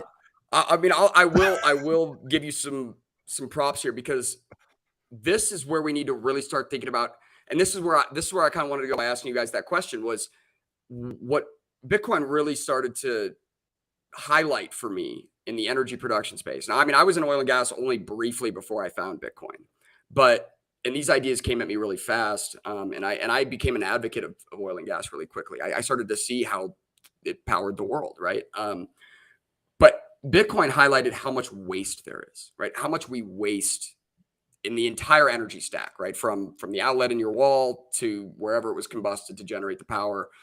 The amount of waste is, God, it's immeasurable, truly. And the amount of waste in our utilization of energy, even at the retail level, is immense. And what I would point to exactly that. Like in cars, if we truly wanted to be efficient, and by the way, we should already have this, but every car should be hybrid, right? I should get in my car and I should have a battery to, a 50 kilowatt hour battery. And you could do a small little like inline freaking, 4-cylinder motor or even a 6-cylinder motor and use that battery up, right? At least drain over halfway of that battery initially. And then every time I need to have regenerative braking, because once my battery's dry, then I switches to my gasoline. And then as I'm driving my gasoline engine, anytime I hit my brakes, it starts charging my battery. And then if my gas gets low, like I've got battery left, right? So like we should be producing the energy. We should be trying to harness some of the energy and recoup it, right? Because it takes a lot of energy to move a car. One thing that somebody, that kind of started this train of thought is, if you think about the efficiency of vehicles, like a motorcycle has a much higher efficiency than a car because, the amount of weight that engine is moving that isn't the person relative to the person isn't very great, right? Maybe a motorcycle's 500, 1,000 pounds, and you're a 200-pound person, right? Well, the person's 20% of, 20% of the entire weight that's being moved. Well, in a car, the person's 4%, 3%. So that engine really, all of the work of that engine's doing is to move the car, not really to move you. So it has a lot more mass than it needs. Well, one benefit of that is it'll have a lot more force. And so you could capture that force when you use your brakes. Like regenerative braking makes total freaking sense. And then guess what? Like on a smaller gasoline tank and a smaller battery, you get more miles than you would on a huge gas tank or a huge Tesla 100 kilowatt hour battery. You can actually get a longer range because you're using the best of both worlds, right? Like we should already be there. This should already be a product, but no, regulators have come in and you don't really get the full subsidies on hybrids. So you might as well just make an electric vehicle. And it's like, it's maddening, right? It's maddening because the waste isn't really what's being attacked. It's more this moralization seems to be what's driving the environmental side of things rather than actually taking a look at hey, let's try to waste less resources. Let's try to increase efficiency. I don't really think that solar panels and wind turbines do that. There's so much input before they ever produce a watt. I don't see it, but it's a tragic world that way. I would love a hybrid car, right? And it'd be easily produced. We have the technology. It's just a matter of, they probably don't think it'd be marketable. Yeah. I mean, we've kind of been moaning about this for a couple of weeks now, but, Q, what is the situation with basically the federal tax credit that was approved for electric vehicles, and then immediately these companies increase the price of the car to fully just consume the tax credit? And everybody's like, that makes sense. Dude, I've been diving into this Inflation Reduction Act, and let me tell you, the next rug pull is not going to come out of the crypto space, my friends. The next rug pull is literally going to come out of the electric vehicle and quote unquote clean energy space. You are going to start to see, and this is my caution and warning, and we're going to sidetrack for a second. I'm going to hijack the conversation to talk about stock market. Almost every single one of these solar energy type stocks have seen a bump up immediately after the signing of the Inflation Reduction Act because so much money is earmarked for solar company development. Here's where it's going to get really tricky and really interesting. This is not a measure that's going to last forever. These are not policies or money that these are tax breaks that these companies are going to get for the rest of their lifespan. It's a short window of time. And if the government chooses not to renew this and not to pick up essentially the option to simplify the terms here, then these companies go back to not having this excess cash on hand, this excess capital. So the way I'm reading this and I'm watching this is, if you are not a profitable quote unquote clean energy company. None of them are. Which none of them are. Before the Inflation Reduction Act, this is a rug pull of all rug pulls that is going to start making earnings look good. It's going to start making companies look profitable, when in fact the only profit they are deriving is because they're getting tax breaks and credits from the government. So once those dry up and disappear, they go back to not being profitable. And in turn, what happens to equity valuations when it looks profitable for a certain window of time, like the entire tech industry in 2020 and 2021, and then all of a sudden reality sets in, interest rates go up, and the money well dries up from the government, you see a fucking crash the way we're seeing today. So that is my caution. That is my warning. Don't buy the hype, in my opinion. Do your own due diligence. This is not financial advice. If you got First Solar if you bought First Solar the day before the Inflation Reduction Act went in and you're up, I think like 20, 25% right now, good for you. Fuck yeah. I would lock in some profits right now, but good for you, man. My hat goes off to you. That is my mini small market rant. It is. But again, it starts to like bleed over into the nationalization of industry, right? Where it's like, obviously regulators have such, like they determine whether or not a company is profitable, mainly because this process isn't a very profitable one. But there's also something else to be spoken about in terms of the kind of the security of it. You know, one thing I will say about the Inflation Reduction Act that I at least can like, I mean, I don't like it. I think it's, you know, poor allocation of resources, but at least I think they're looking to try to get solar, you know, and when I say solar, I mean photovoltaic solar, like solar panels, produced here in the United States holistically. Because right now, like one thing I love about solar is that there's a sovereign aspect to it, right? Where you know the grid goes down. Well, at your house, you may have the ability to produce your own power, you know, at least for some period of the day, from these solar panels. But it's not really that sovereign, because if they break or you have problems, like you can't just replace your solar panels. Like you have to touch the Chinese supply chain. It goes through China, period, end of discussion. You can't get a solar panel today without it having touched the Chinese supply chain and like physically, geographically go through China at some point. And so that's a problem. Like that's a huge problem from a lot of different standpoints. So I can kind of at least see the benefit for a retail solar consumer here in the US for having more local production. What I'm really excited about is most people don't really know that photovoltaic solar panel production is a nasty process. Right? You have like sulfuric acid as a byproduct. You have like these nasty ass chemicals that absolutely can taint the water cycle, right? Taint our water supply, and taint it in like an irreparable way. I don't know if people have seen like the lithium ion leach fields, right? That yeah, they're fucking terrifying. No, they're literally, it's like straight out of a comic book and I've found footage. I'll have to post it today to Twitter, but I've seen footage of a bird lands on this little like pond of these chemicals, and it literally just drops. It just like plunks into the water immediately. Now, and it apparently shuts down your entire nervous system. It's like, they're super toxic. Yeah, super toxic chemicals in order to extract lithium from the earth in any economic fashion, right? This is the best process that we know of, and it's horrendous.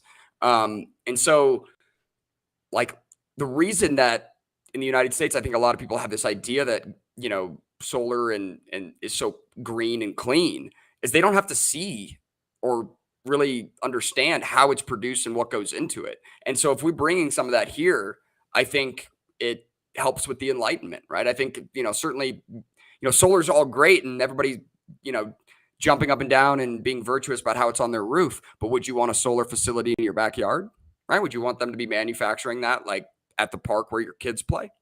You know, these are questions that I think we need to talk about, because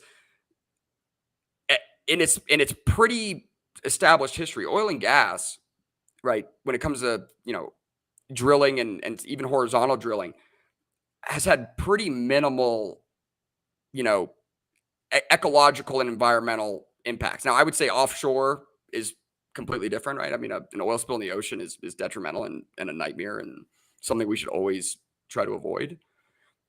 But on land, like onshore, I mean, it's been pretty damn incredible what fracking has been as a technology. Now, some people would claim like, it's going to cause earthquakes and there's going to be massive sinkholes. Like these were the FUD points of fracking back when fracking, initially became a boom, right? During the fracking boom.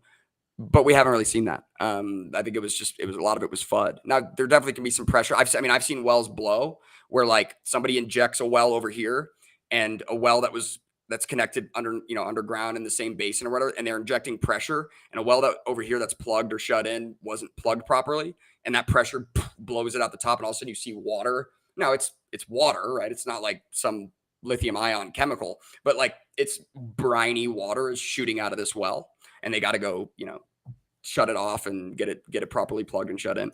But like it's not acid that, like, you know what I mean? It's like it's to some degree the ecological impact, I would say, is minor relative to something like these leach fields. And so again, we have to actually have an adult conversation about like what is bad for the environment, right? Like I don't, I almost would stay away from like carbon dioxide as even a topic in this regard, but like beyond carbon dioxide, because nobody can fucking settle on that.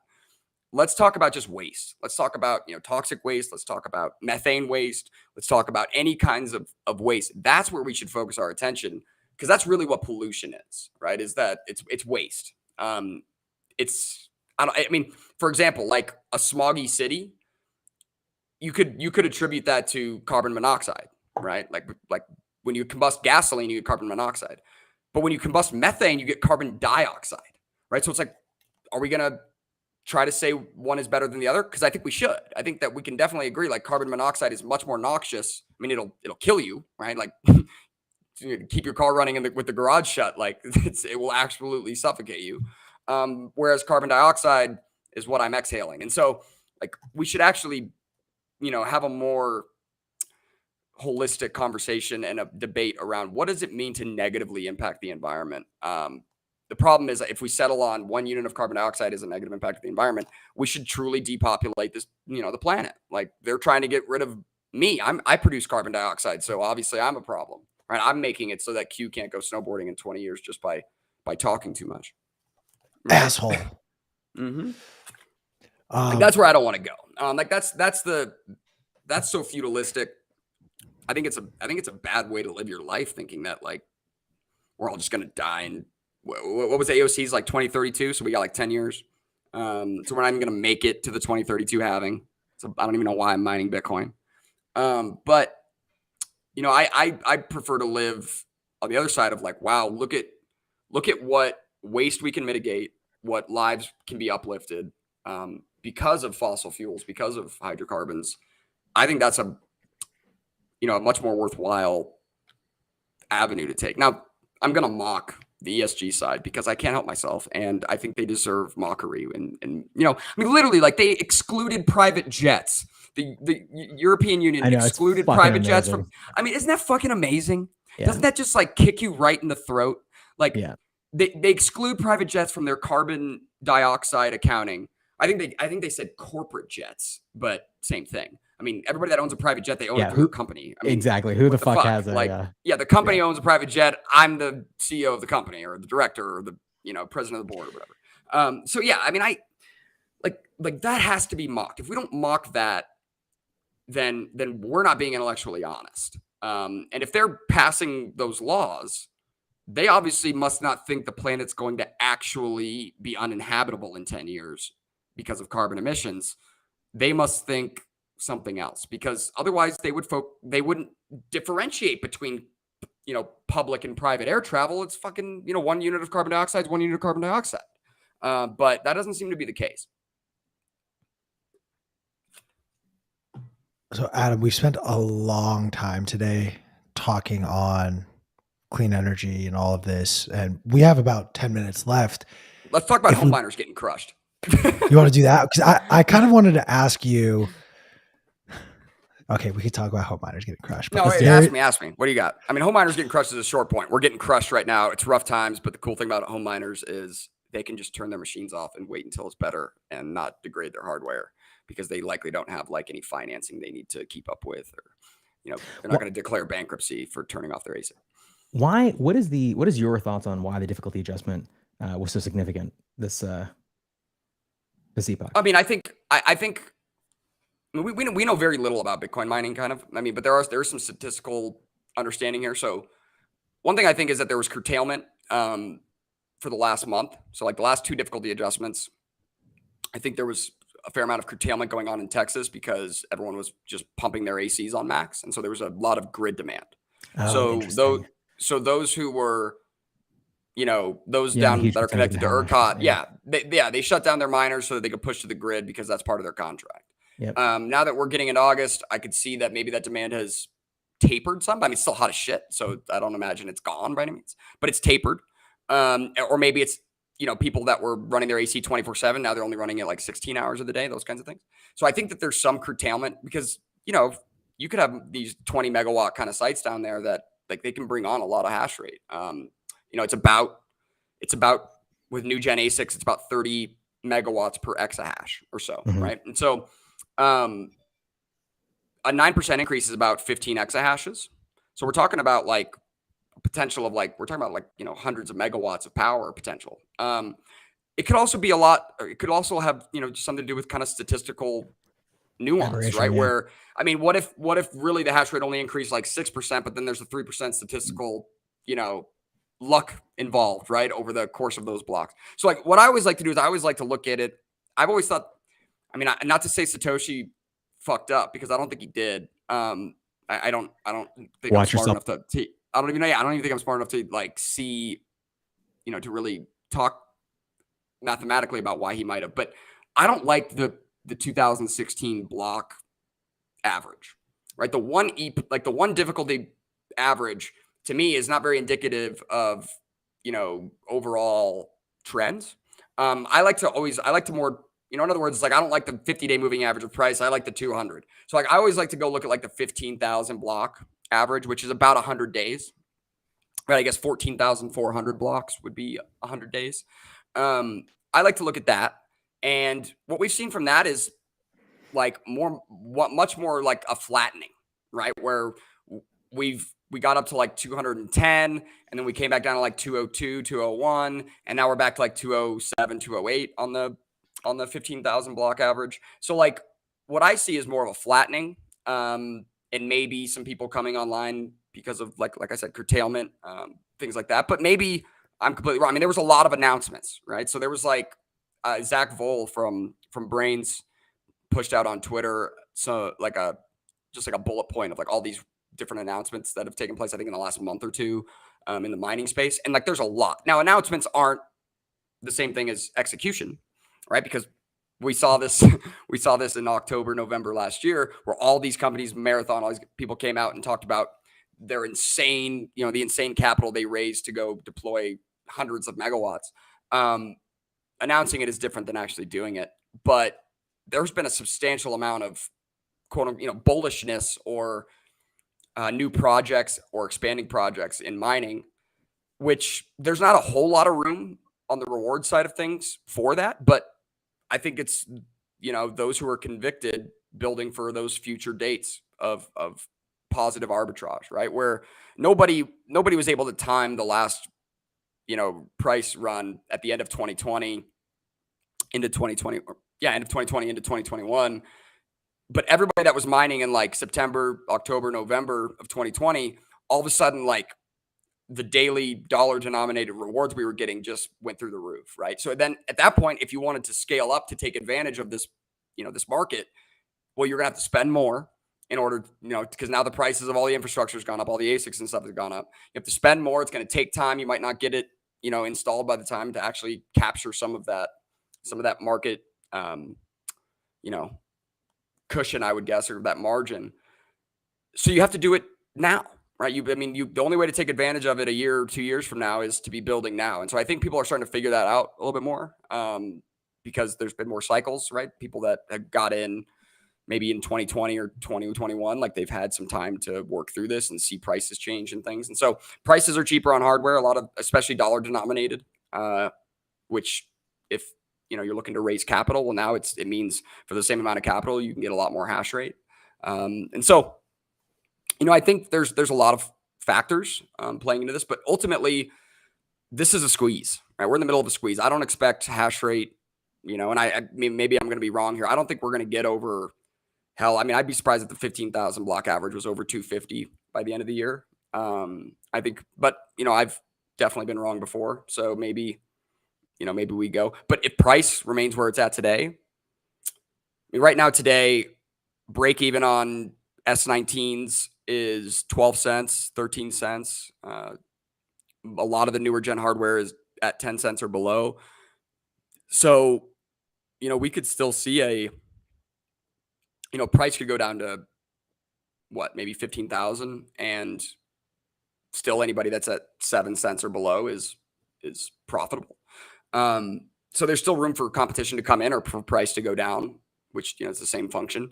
What I think is kind of interesting this time around is, in 2018, 2019, and even into 2020 up to the halving, like there was serious pain. The 2020 halving was pretty painful in the sense that we were already at a pretty low hash price, and then getting it cut in half was brutal.